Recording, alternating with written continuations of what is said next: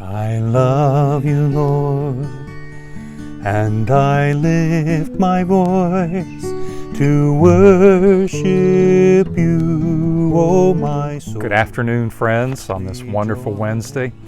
You know, I was just thinking, you have me at a disadvantage. You can see me, but I can't see you. But I know you're out there, and I'm so thankful you are.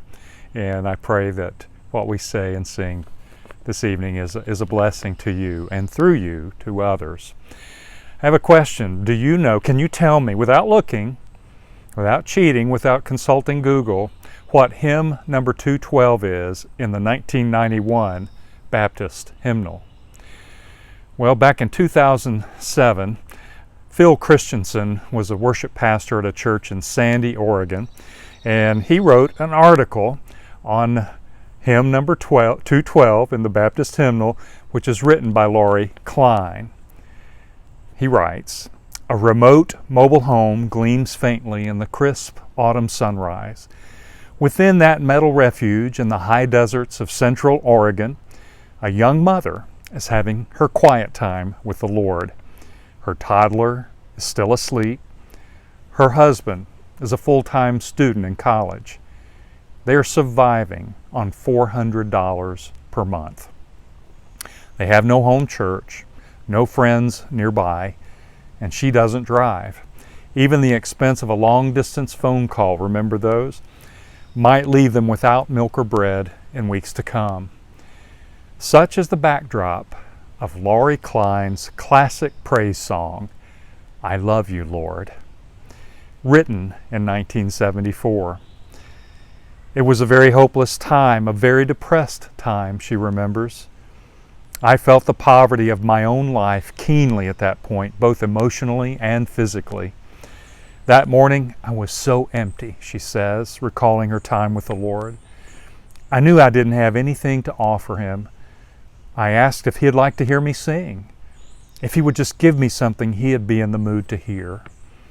Klein describes "I Love You, Lord" as a sheer gift from God that emerged spontaneously that morning. "I sang the first half and put the chords with it with no effort," she says. "I love you, Lord, and I lift my voice to worship you. Oh, my soul, rejoice." Intrigued and moved by what she had written so far, or what she had thought of so far, she remembers thinking, maybe I should write that down. And so she stopped long enough to get a pen. And when she came back, the last two phrases came just as easily. "Take joy, my King, in what you hear. May it be a sweet, sweet sound in your ear." Laurie's husband Bill recognized the simple beauty of the song and encouraged her to play it for a local pastor and some visiting musicians. Eventually the song made its way to Jack Hayford's Church on the Way in Van Nuys, California. There, Buck and Annie Herring learned the song and recorded it, but its greatest exposure was on Maranatha Praise 4 album in 1980. Since then, Bill and Laurie have lost count, but estimate that the song has been released on up to 70 recordings.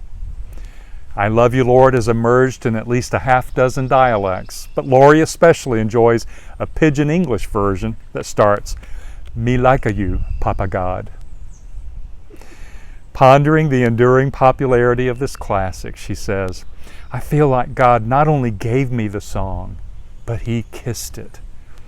And I think people recognize this. I also think that's why it is translated so well into other languages and cultures.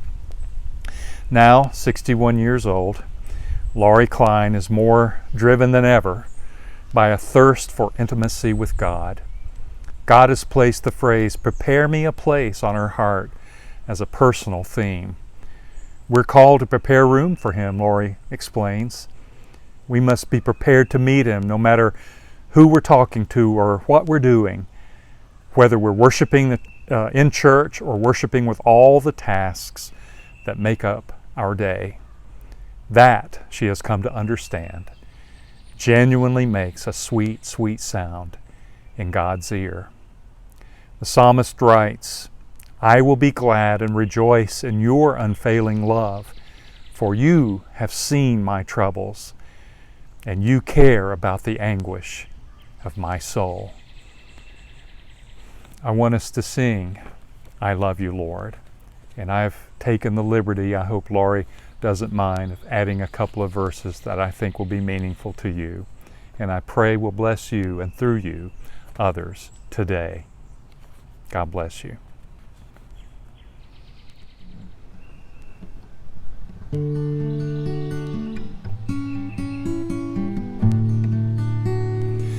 I love you, Lord, and I lift my voice to worship you, O my soul.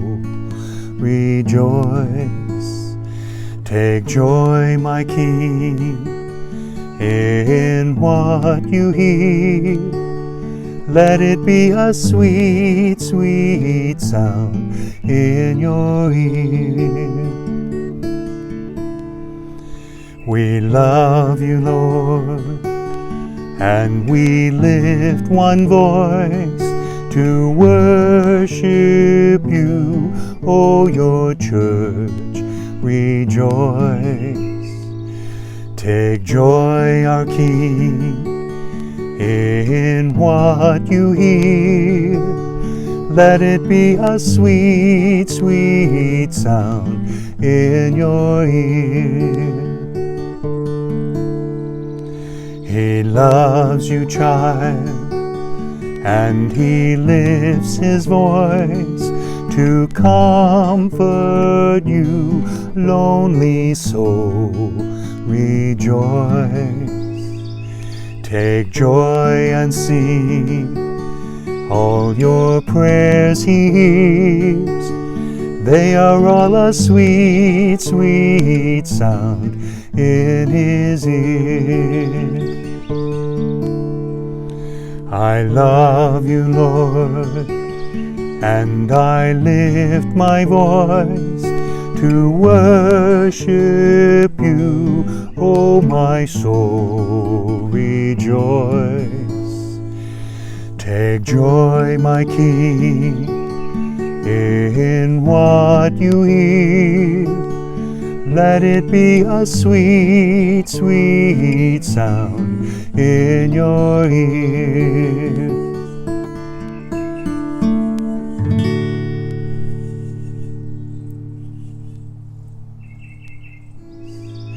Take joy and sing, all your prayers he hears. They are all a sweet, sweet sound in his ear.